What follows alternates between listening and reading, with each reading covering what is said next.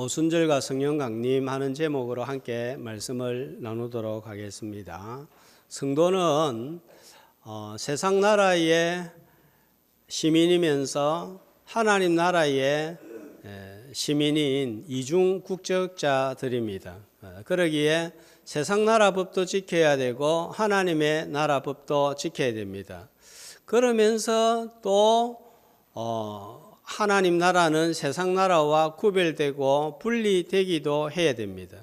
세상 나라와 공유하면서도 분리된 삶, 구별된 삶을 잘 보여주는 것이 시간표 달력입니다. 그래서 우리는 세상 달력도 사용하고 하나님의 달력도 사용하는 것입니다. 하지만 또 분명한 차이가 있습니다. 세상 나라의 달력은 일이 사건이 발생한 후에 기념일 중심으로 사람에 의해서 제작이 됩니다. 그래서 6.25 사건이 있고 난 다음에 현충일이 있지, 현충일이 정해지고 6.25 사건이 벌어지고 이렇지 않는 거예요. 하나님 나라의 달력은 사건이 발생하기 전에 시간표를 먼저 주시고 그 시간표에 따라서 역사를 진행해 나가십니다.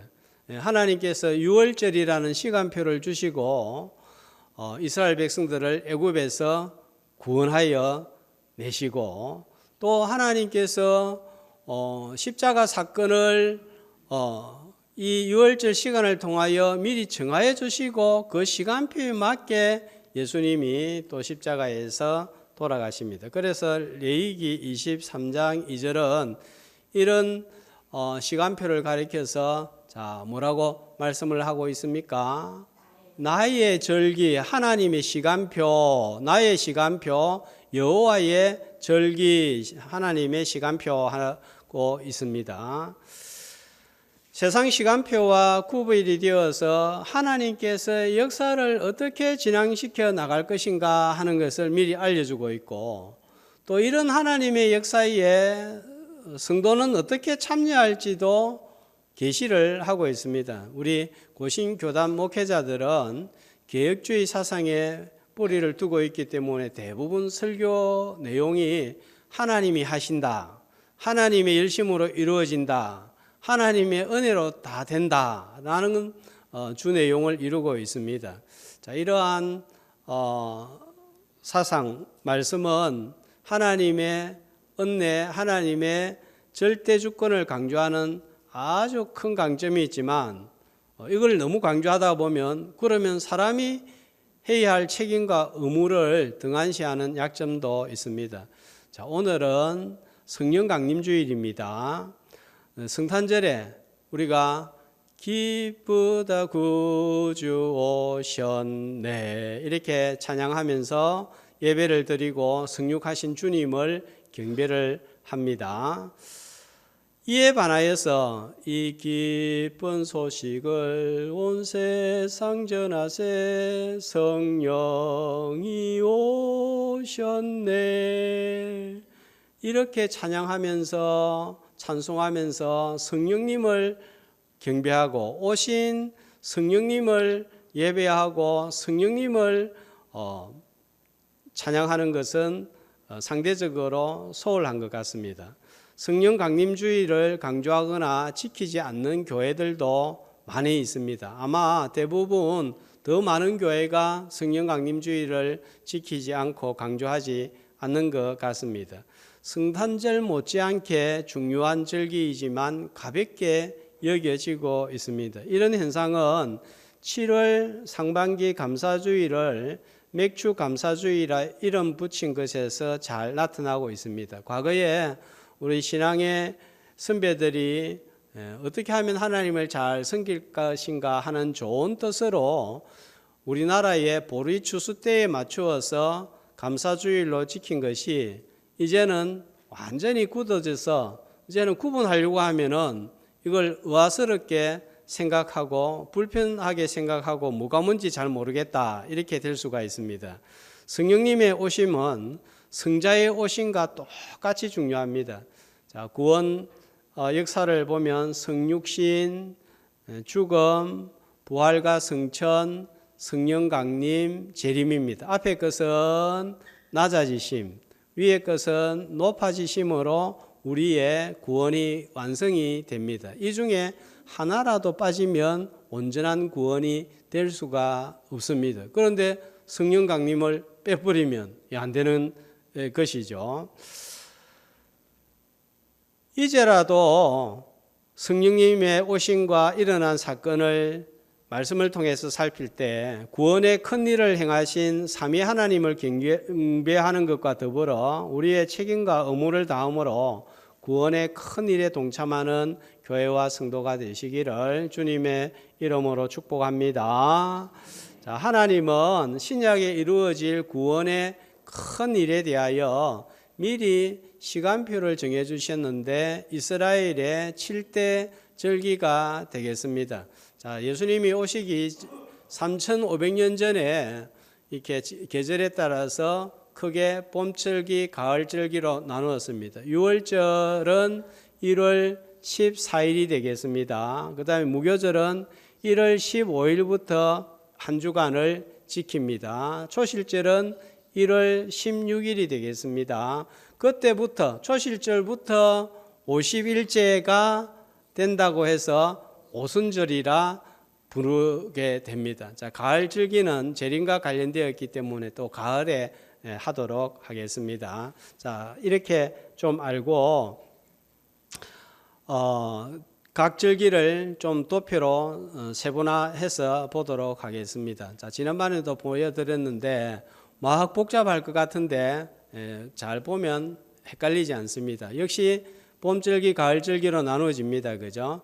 자, 6월절은 14일에 진행되는데 이것은 구원을 예표하고 있고 무교절은 누룩 없는 빵처럼 살자 성화입니다. 초실절은 제일 처음 거둔 열매를 드리는 날인데 바로 첫 열매이신 부활하신 예수님을 나타내고 있습니다. 자, 그때부터 예수님 부활한 후부터 50일째가 오순절입니다. 자, 이때 오늘 출애굽기 19장에서는 율법을 받는데 신약의 사도행전 2장 오순절에는 어떤 일이 일어나는 거예요? 성령님이 찾아오시는 역사가 일어나는 것을 볼 수가 있습니다. 자, 이제 이 정도 사전 지식을 가지고 좀 이제 더 살피도록 하겠는데 이 도표가 불편하신 분들은 제 말하고 이렇게 성경을 보면서 하면 좋겠습니다. 오늘 도표가 조금 많습니다. 초실절 후 50일째가 오순절입니다. 그죠? 그러면은 이게 1월부터 계산을 하면은 3월 6일이 되어야 됩니다. 일대 십계명을 받으면 오순절과 신약 성령 강림의 시간은 정확하게 일치하게 됩니다. 자, 출애굽기 19장 일정표를 좀 보도록 하겠습니다. 자, 1절 말씀을 보면 이스라엘 백성들이 애굽을 떠나서 시내 광야에 도착한 때가 언제라고 나와 있죠? 예. 3월이 되던 날이죠. 3월이 되던 날, 자, 3월 1일이 되겠습니다. 자, 그리고 3절에 보면은, 그 다음 날, 자, 뭘 했는지 나오죠. 모세가 하나님 앞에 올라갔습니다. 자, 시내산 꼭대기로 올라간 거예요. 자, 우리는 십계명을 한 번에 다 받은 것으로 생각하지만 모세가 시내산 꼭대기를 8번을 오르락 내리락 등반을 하면서 하나님한테 지시를 받고 이렇게 하는데, 자, 8절에는 이제 도착한 지 3일째 되던 날에 또 올라갑니다. 자, 그때 올라갔을 때 11절에 보면 모세에게 하나님이 뭐라고 말씀하시냐 하면은 셋째 날을 기다리라, 성결하게 해서 셋째 날을 기다리라, 이렇게 말씀을 하고 있습니다. 그리고 16절 말씀을 보면 하나님이 나타나시는데 언제 나타나십니까? 16절에 보면요, 셋째 날 아침에 하나님이 말씀하신 대로 나타나셨습니다. 그런데 어떻게 나타나십니까? 우레와 번개와 빽빽한 구름이 산 위에 있고 나팔 소리가 매우 크게 들리더라 했습니다. 자, 보이지 않는 하나님이 나타나신다. 하나님의 임재를 이렇게 소리로 들리게 하셨습니다. 그리고 18절에는요. 연기가 자욱하니 여호와께서 불 가운데서 강림하셨다. 그리고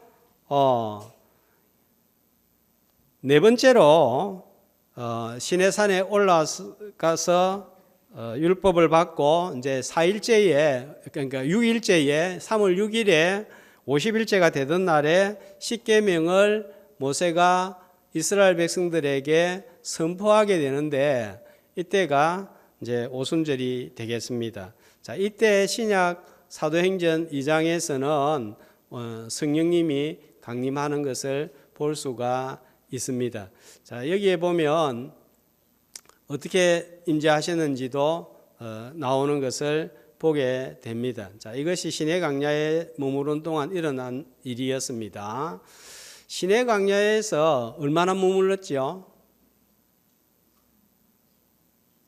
지난번 민수기 하면서 말씀을 드렸는데 약 1년입니다. 정확하게는 11개월 20일.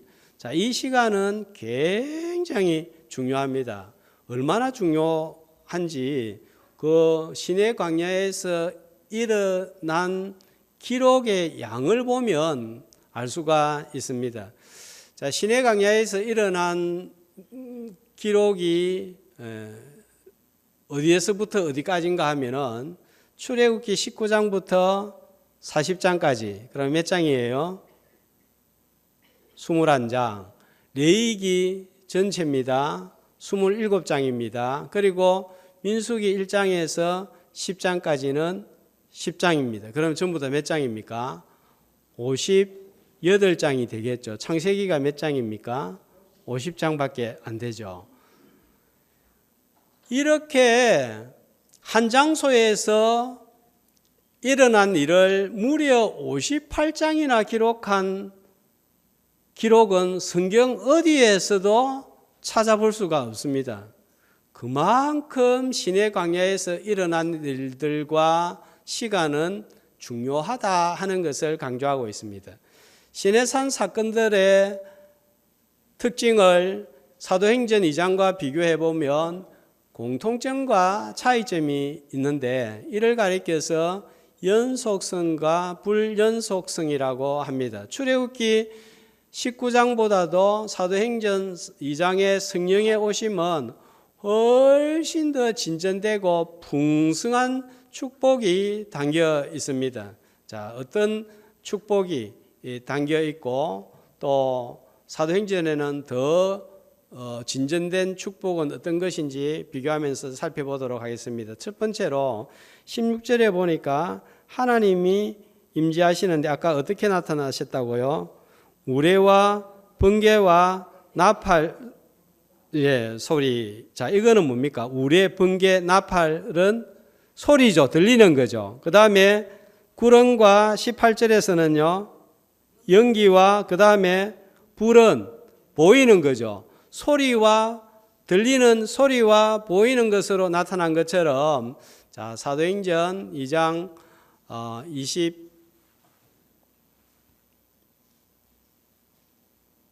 사도행전 2장 2절 3절을 다시 한번 보여주시면 좋겠습니다. 자, 여기에도 보니까 들리는 소리가 있고 보이는 게 있죠. 들리는 것은 급하고 강한 바람 같은 소리로 나타나시고, 자, 그 다음에 각 불이 보였죠, 그죠? 자, 이렇게 사도행전에서는 성령님이 임하심으로 하나님이 임하셨다 하는 것을 보여주고 있습니다. 자, 19장 20절을 또 보도록 하겠습니다. 여호와께서 모세를 만난 곳은 어디입니까? 어디로 올라오라고 해서 만나셨습니까? 시내산. 시내산에가 설명을 해놨습니다. 그죠? 곧 산 꼭대기. 자, 그 다음에 2절을 보면 백성들은 어디에 있죠? 산 앞에니까 산 아래죠. 그 다음에 출애굽기 24장 1절과 2절을 자막을 통해서 보면 하나님이 모세하고 제사장들과 장로들을 데리고 올라오라고 합니다. 자, 그런데 어떤 제한을 둡니까? 모세는 하나님께 가까이 가고 시내산 꼭대기까지 가고 그 다음에요 70인 장로들하고 제사장들은 좀 떨어져 있죠, 그죠? 그러니까 산 중턱에 있습니다. 백성들은 아까 어디에 있다고 했습니까? 그러니까 산 아래, 산 중턱, 모세 혼자만 올라가는 산 꼭대기가 있죠. 자, 삼중 구조입니다. 생각나는 거 없습니까? 에덴 동산. 에덴이 모든 것의 근원이 되는 에덴이 있고, 그 다음에 에덴에서 강이 흘러 어디를 적시죠? 동산을 적시잖아요. 그리고 동산 바깥, 이렇게 세 부분으로 나눕니다. 자, 그 다음에 하나님의 임재하시는 성막을 보면 제일 내밀한 안쪽에 하나님이 계시는 지성소가 있죠. 그 다음에 여기에는 누구만 들어갑니까? 지성소에는 대제사장이 1년에 한 번만 올라가면 한 사람만 들어갈 수 있습니다. 그죠? 모세가 시내산 꼭대기에 혼자 올라간 것처럼 성소에는 누가 들어갑니까? 제사장들만 들어갑니다. 여기는 복수입니다. 그죠? 그 다음에 뜰은 백성들도 들어갑니다. 그러니까 이 시내산에서 하나님께서 임재하신 것은 바로 하나님의 임재를 상징하는 성막을 미리 보여주고 있다. 이렇게 볼 수 있겠습니다. 그래서 이 시내산은 땅에 임한 하늘이 되겠고 하늘에 하나님이 임한 땅이 되겠습니다. 자, 그러니까 하나님이 이 시내산에 임하니까 어떤 장소가 된단 말이에요. 하나님이 임하니까 거룩한 장소, 성전이 되는 것입니다. 그러므로 어떤 장소냐가 중요하지 않는 거예요. 출애굽기 3장에 보면 모세가 40년 전에 하나님을 만나는데 어디입니까? 호렙산, 역시 똑같은 시내산입니다. 그죠? 그때 가시떨기에 불이 붙었는데 꺼지지 않은 것을 보고 모세가 가까이 나가니까 하나님이 모세에게 무엇이라고 말씀을 하시는가요? 내 신에서 네 발에서 신을 벗어라. 잘못하면 큰일 납니다. 그죠? 신에서 발을 벗어라. 신에서 발에서 신을 벗어라. 예.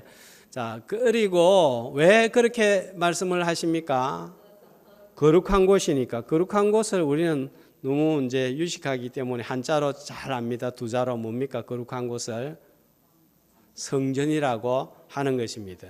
자, 가시나무 뜰기, 광야에서 정말 볼품없는 나무입니다. 아무것도 아닙니다. 시내 광야, 정말 풀 한 폭이 나지 않고 물 한 모금 마실 수 없는 정말 쓸모없는 땅입니다. 그런데 그곳에 누가 찾아오십니까? 하나님이 찾아오시니까 그것이 어떤 장소가 됩니까? 성전이 되는 거예요. 자, 이제 시내 광야에 계시든 시내 산에 계시든 하나님이 어디에 계십니까? 여기에 계십니다. 여기에. 교회에 계십니다. 왜 야구장이 아니라 공원이 아니라 이곳에 계시는가요? 성도들이 모여있기 때문입니다. 성도들 안에 성령님이 계시기 때문입니다. 너희가 하나님의 성전인 것과 하나님의 성령이 너희 안에 거하는 것을 알지 못하느뇨 했습니다. 그렇기 때문에 누가 성전이 되는 거예요? 예수 믿는 우리가 성전이 되고 이 성전들이 모이니까 하나님이 이 자리에 임하는 성전이 되는 것입니다. 가시떨기나무같이 볼품이 없고 연약한 내 모습에도 불구하고 하나님이 계시면 그곳은 새로운 장소로 변할 줄 믿습니다.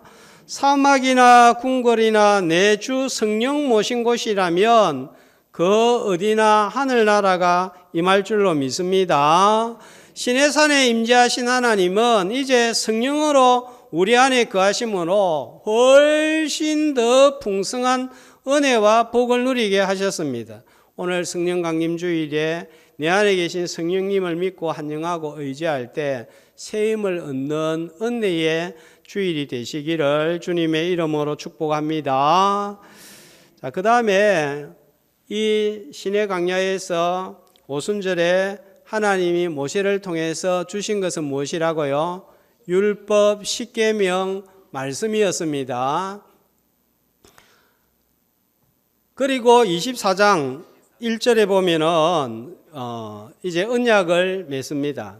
그런데 이 언약은 모세와만 맺은 것이 아니고 전에 아브라함과도 언약을 맺습니다. 그리고 그 언약을 아들 이삭에게 손주 야곱에게 계승을 합니다. 그런데 아브라함과 맺은 언약하고 시내산에서 모세가 맺은 언약하고 차이점이 있습니다. 역시 연속성과 불연속성이 있는데 어떤 차이점이 있습니까? 아브라함은 어떤 차원에서 언약을 맺었는가 하면 개인 차원에서 맺었습니다. 그런데 지금 시내 광야에서는 어떻게 맺고 있죠? 한 개인이 아니라 한 민족, 한 공동체와 맺고 있습니다. 이스라엘이라는 나라를 이제 이루게 되는 것입니다. 세상 나라와 구별되는 해방 공동체, 언약 공동체, 그 다음에 예배 공동체로 되는 거예요. 그래서 이 출애굽기는 우리가 전체적으로 크게 살펴보면 세 부분으로 나눌 수가 있는데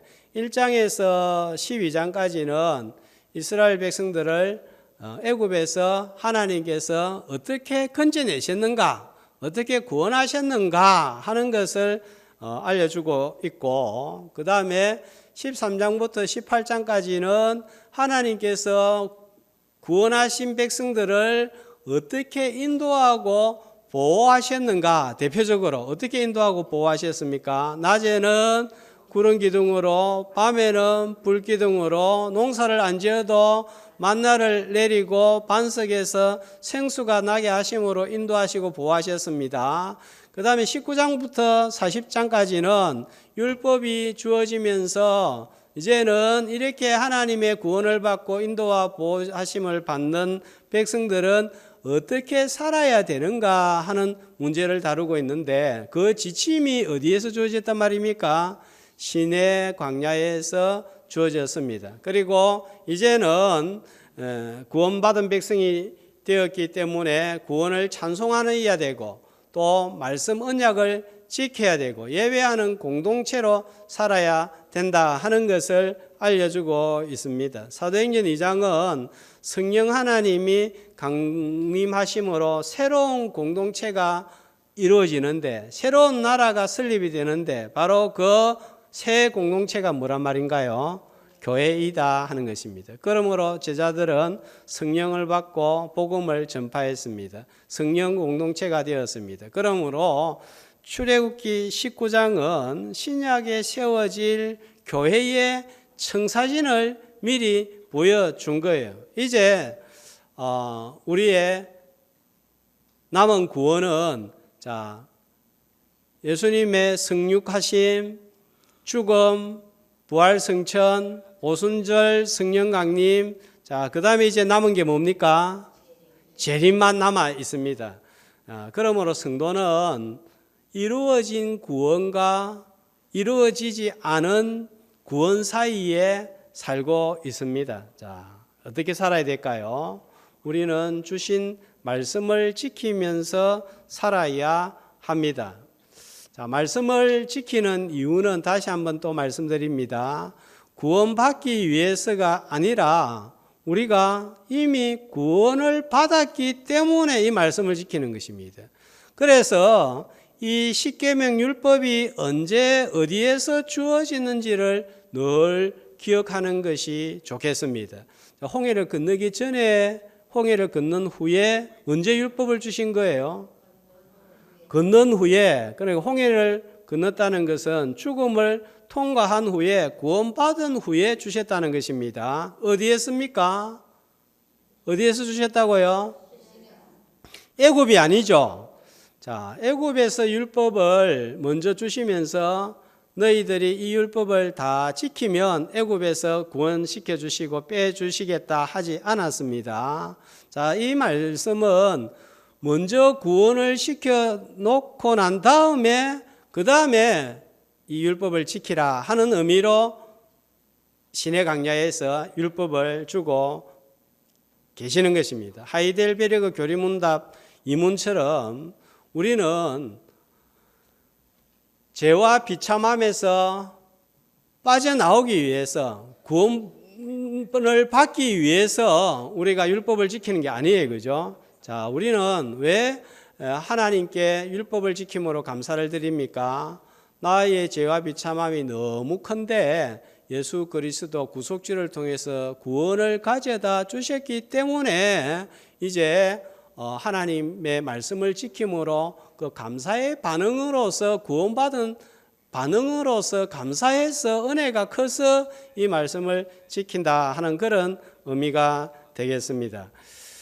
그러므로 이 순서가 뒤바뀐다면은 우리는 절에 다니는 것이나 교회 다니는 것이나 형식만 다르지 별반 차이가 없다는 것입니다. 우리가 구원받은 자가 아니면 아무리 말씀을 지키려고 해도 말씀을 지킬 수도 없고 외적으로 지킨다고 해도 그것은 선행이 될 수가 없습니다. 우리의 선행은 의가 되고 하나님께 인정을 받기 위해서가 아니라 구원받은 백성이 되었기 때문에 감사함으로 드려지는 감사의 반응으로 드려지는 우리의 선행이 될 수 있기를 주님의 이름으로 축복합니다. 자, 이런 감사의 반응은 내 힘으로 나타낼 수가 없습니다. 그래서 하나님께서 우리를 도우시도록 누구를 보내신 거예요? 성령님을 보내셨습니다. 그래서 오늘 우리 찬송 188장 끝에 전부 다 뭐로 마치던가요? 보혜사시여 이렇게 마치잖아요. 그죠? 도우시는 분, 헬퍼란 말입니다. 우리의 연약함을 도우심으로 우리가 마땅히 빌 바를 알지 못하나 말할 수 없는 탄식으로 우리를 위하여 친히 간구하십니다. 성령님을 인정하고 한정하고 의지할 때 성령의 도우심으로 말씀에 순종하는 성도들이 다 되시기를 주님의 이름으로 축복합니다. 자, 그 다음에 이 세 번째로 이 출애굽기에 나오는 이 교회를 사도행전 7장 38절에서는 광야교회라고 합니다. 그런데 이 광야교회보다 신약의 교회는 훨씬 더 풍성한 교회가 됩니다. 아브라함한테 하나님이 약속을 주실 때에 아브라함으로 말미암아 땅의 모든 족속이 너로 말미암아 복을 얻으리라 했는데 지금 출애굽기 19장에서는 이 모든 복이 미치는 것이 아주 제한적입니다. 미미합니다. 자, 누구에게만 주로 해당이 됩니까? 유대인들에게만 해당이 되고 있습니다. 그런데 사도행전 2장에 오순절 성령님이 임하시고 난 다음에 이 복음이 어디까지 전해집니까?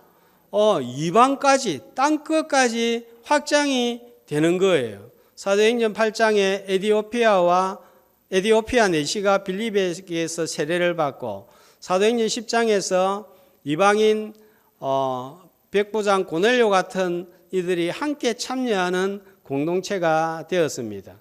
이제는 유대인과 차별 없이 하나가 되는 공동체가 된 거예요. 이 공동체는 주님의 피값으로만 새롭게 세워지는 공동체입니다.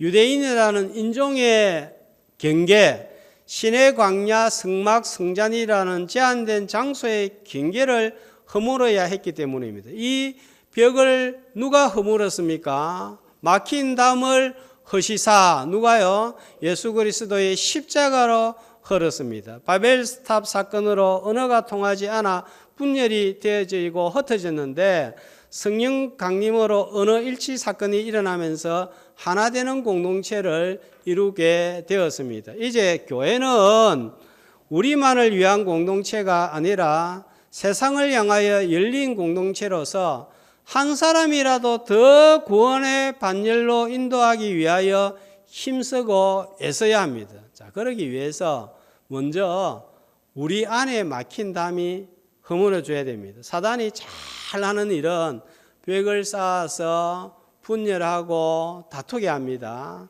성령은 벽을 허물고 하나 되게 하는 것입니다. 혹 우리 가운데 교회 안이나 밖에 누군가와 막힌 담이 있다면 성령의 오심으로 도우심으로 막힌 벽과 담을 허물어 하나가 되는 성령 강림 주일이 되시기를 주님의 이름으로 축복합니다.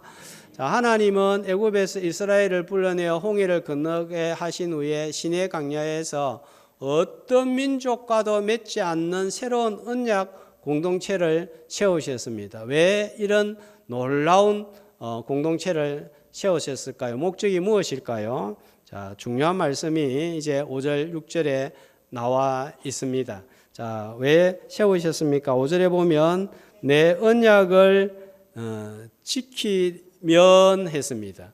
하나님의 말씀을 지키도록 하기 위함이었습니다. 그죠? 구원을 받고 난 다음에, 구원을 받기 전에는 구원 받는 것이 중요합니다. 건져 주셨습니다. 그 다음에는 이제는 어떻게 살아야 될 것인가? 말씀을 지키면서 살아야 되는 거예요. 자, 지켜서, 자, 뭐 하려고요? 복을 주시기 위함입니다. 어떤 복을 주시기 위함일까요? 5절에 보니까 언약을 지키면 어떤 복을 누리게 됩니까? 모든 민족 중에서 내 소유가 되게 한다 했습니다. 자, 이 소유라는 단어는 히브리어로는 세굴라 하는 뜻입니다. 세굴라. 자, 어떤 의미인가 하면 보배, 보석하는 뜻입니다. 그러니까 하나님이 불러내어서 교회 공동체를 세운 것은, 우리를 교회 공동체로 부른 것은 뭐 하기 위해서? 보배로 삼기 위해서 불러내셨다 하는 것입니다. 그래서 신명기 26장 18절은 이렇게 말씀을 하고 있습니다. 한 목소리로 여호와께서도 내게 말씀하신 대로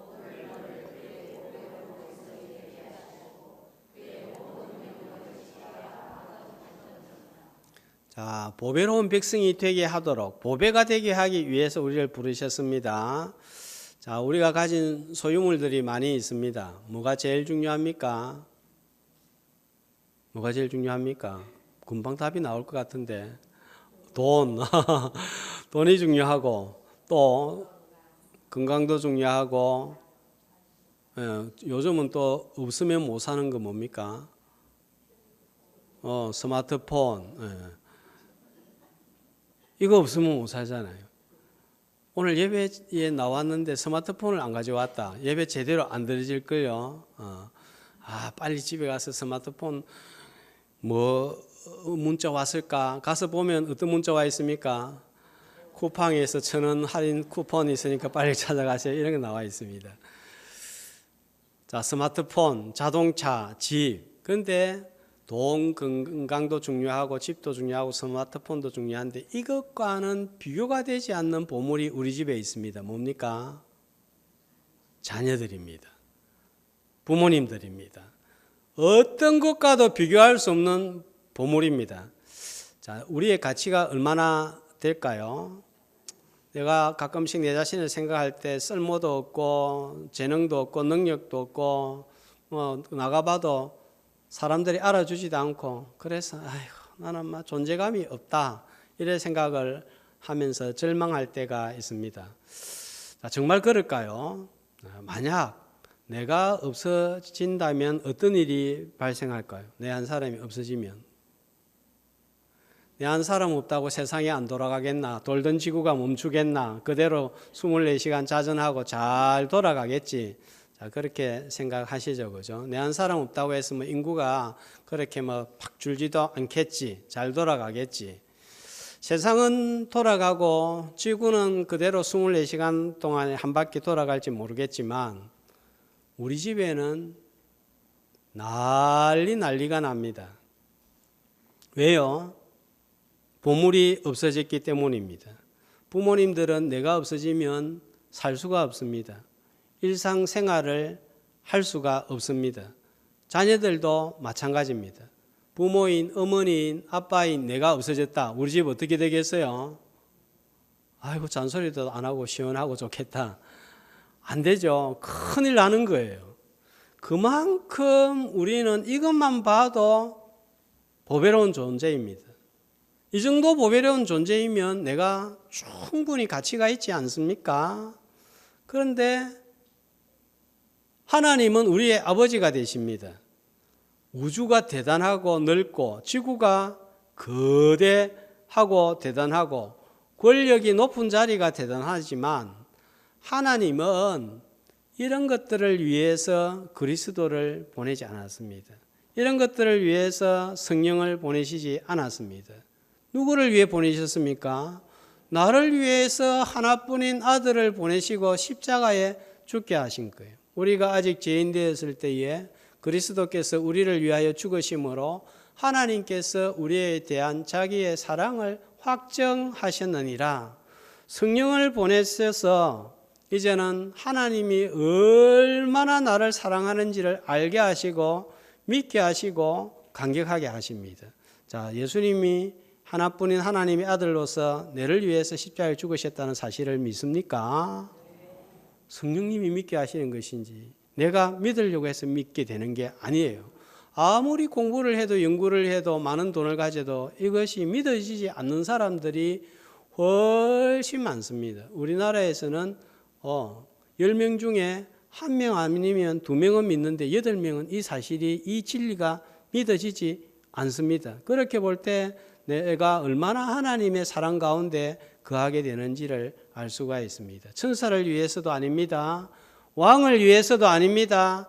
나를 위해서입니다. 성령 강림주일인 오늘 성령께서 이 사랑을 우리의 마음에 부음받아 내가 하나님의 보물이라는 사실에 감격이 있는 시간이 되기를 주님의 이름으로 축복합니다. 이런 하나님의 소유인 보물들이 모이면 어떻게 됩니까? 그걸 뭐라고 합니까? 보물들이 많이 모여 있는 곳을 가리켜서 뭐라고요? 보물이 많이 쌓여져 있는 곳을 제가 너무 어려운 거를 질문합니까? 보물 창고라고 하잖아요. 보물 창고. 자, 교회가 하나님의 보물 창고입니다. 왜냐하면은 하나님의 보배들이 다 보배로운 백성들이 모여 있기 때문입니다. 자, 그리고 6절에 보면은 이 나라는 어떤 나라라고 그러죠? 제사장 나라라고 합니다. 이 제사장 나라는 이제 개인을 넘어서 열방 열국을 이스라엘이라는 보물을 통하여 하나님께로 돌아오게 하는데 이 일을 감당하는 것을 가리켜서 사명이라고 하는 것입니다. 이 사명을 위하여서 양자됨과 영광과 율법과 언약과 예배의 약속을 전부 어느 나라에 맡겼죠? 이스라엘에 맡겼습니다. 이제는 어디에다가 맡깁니까? 이 보배들을, 하늘에 신령한 것들, 보배로운 것들을 교회에다가 맡겼습니다.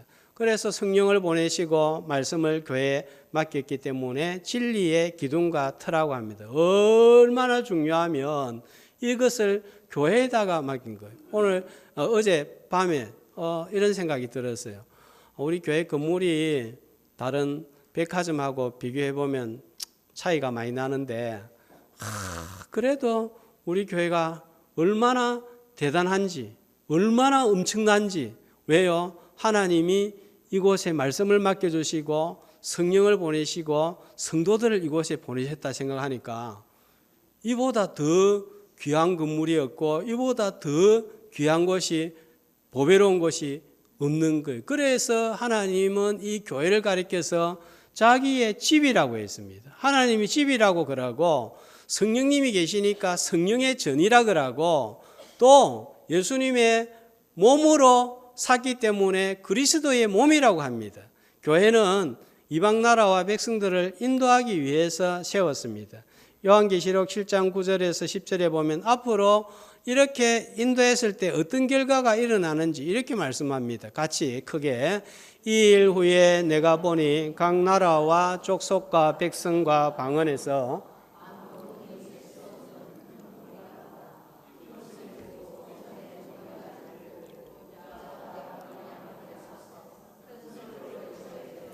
구원하심이 보좌에 앉으신 우리 하나님과 어린 양에게 있도다 하니 우리와 교회를 통하여 인도함을 받고 세워진 성도들과 교회들이 함께 찬양하고 예배드리는 모습이 바로 우리의 미래입니다. 필리핀의 술라교회, 우간다의 마도치 올리위의 고교회 성도들, 예담초등학교 아이들도 함께 예배드리는 것이 우리의 미래입니다. 그러므로 끊임없이 땅끝까지 복음을 전해야 합니다. 고신 세계 선교 70주년을 여는 이유도 여기에 있습니다. 열방을 인도하는 성도와 교회가 되어서 제사장 나라 사명 잘 감당할 수 있기를 주의 이름으로 축복합니다. 자, 6절에 보면은 이제 이 사명을 감당하기 위해서 요구되는 것이 있습니다. 무엇입니까? 자, 제사장 나라에 속해 있으면 우리는 어떤 삶을 살아야 되는 거죠? 제사장 나라 백성답게 살아야 되는데 그 모습은 거룩이라는 것입니다.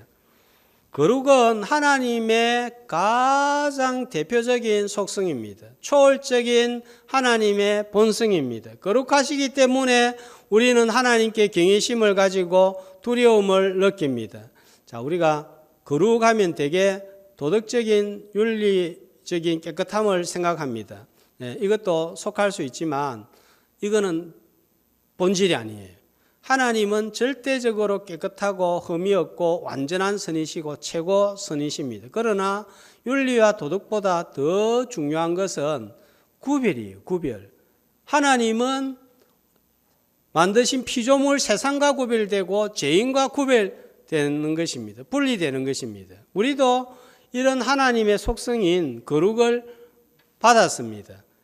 베드로전서 1장 15절 16절은 베드로는 이러한 진리를 깨닫고 이렇게 말씀하고 있습니다. 같이 오직 너희를 부르신 거룩한 이처럼 너희도 모든 행실에 거룩한 자가 되라. 기록되었으되 내가 거룩하니 너희도 거룩할지어다 하셨느니라. 우리가 하나님의 거룩을 담기를 하나님은 원하시는 것입니다. 내가 거룩하니 너희도 거룩하라고 하십니다. 어떻게 거룩해질 수 있을까요? 역시 내 스스로 거룩할 수 없고 선할 수 없습니다. 나는 어떤 선행을 해도 그것이 다른 사람에게 좀 도움이 될 수 있을지 모르겠지만 선행이 될 수가 없습니다. 자, 우리가 선행에 대해서도 오해를 많이 합니다. 성경에서 말하는 선행은 하나님이 인정하시는 선행은 어떤 것인지 웨스트민스터 신앙고백서 16장 1항과 5항에 보면 선행은 사람이 선행이라고 해서 선행이 되는 게 아닙니다. 거룩한 말씀에 명령하실 뿐이지 말씀에 근거 없이 맹목적 열심이나 어떠한 선한 동기로 구실로 고안한 것이 아닙니다. 우리의 가장 좋은 행위들로도 하나님께 선행이 되지 아니할 수 있습니다. 왜냐하면 하나님과 우리 사이에는 엄청난 간격이 있기 때문에 그 위대하고 넓고 무한하시고 온전하신 하나님 앞에 내가 선을 행한다고 한들 그것이 무슨 유익이 되겠습니까? 그걸 행했다고 해서 하나님 앞에 선이다 이렇게 말할 수가 없는 거예요. 선행 자체로 옆에 있는 사람한테 도움은 줄 수 있을지 모르지만 하나님이 인정하는 연락하는 선이 될 수가 없습니다. 어떻게 해야 선행이 될 수 있습니까? 하나님의 아들 예수 그리스도를 통해서만 선은 선이라고 인정받을 수 있습니다. 제가 자주 드는 예화가 이 손자가 코 묻은 사탕을 할아버지한테 주면 할아버지가 어떻게 반응합니까? 야, 이렇게 귀한 것을 비싼 거를 네가 먹고 내한테 주나 고맙다 그럽니다. 그런데 다른 애가들이 그걸 주면 어떻게 합니까?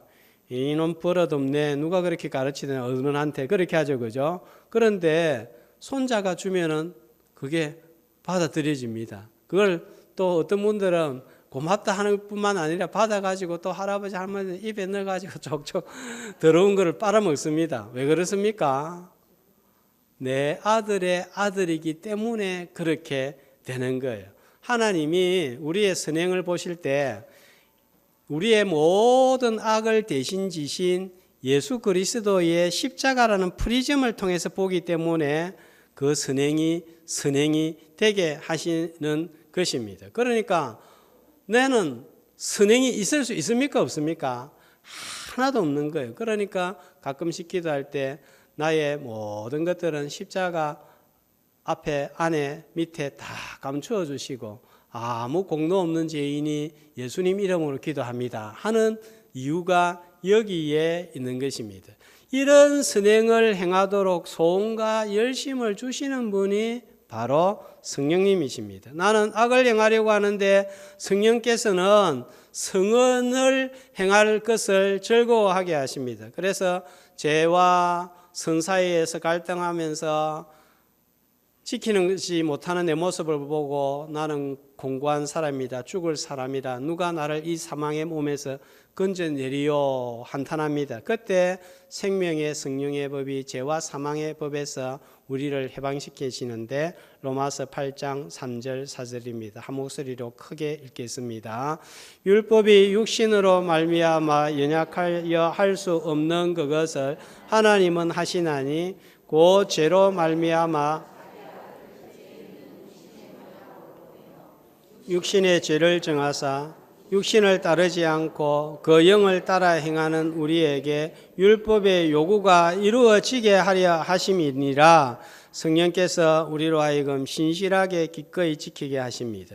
예수님이 세상을 떠나시면서 보혜사 성령을 우리에게 보내주신 이유는 내가 스스로 선을 행할 수 없기 때문에 성령의 도우심으로 말미암아 이룰 수 있도록 보내신 것입니다. 오순절은 밀 추수 후에 주신 하나님께 감사하는 절기입니다. 하나님께서 출애굽기 19장을 통해서 율법을 수여하셨습니다. 사도행전 2장에 보면 오순절에 제일 첫 번째 추수는 마가 다락방에 모였던 120명의 제자들이었습니다. 그 다음에 베드로의 설교를 듣고 회개한 3,000명, 5,000명이었습니다. 이제는 우리가 열방을 추수하는 계절입니다. 열방의 추수를 위하여 성령을 보내셨습니다. 우리에게 주신 육적인 은혜들에 감사하면서 성령 강림주일 그리스도께서 부활 승천하신 후에 보내신 성령님을 기억하고 환영하고 의지할 때 우리를 보물로 삼으신 하나님의 뜻에 합당하게 말씀에 순종함으로 거룩한 삶으로 제사장 사명 잘 감당하시기를 주님의 이름으로 축복합니다.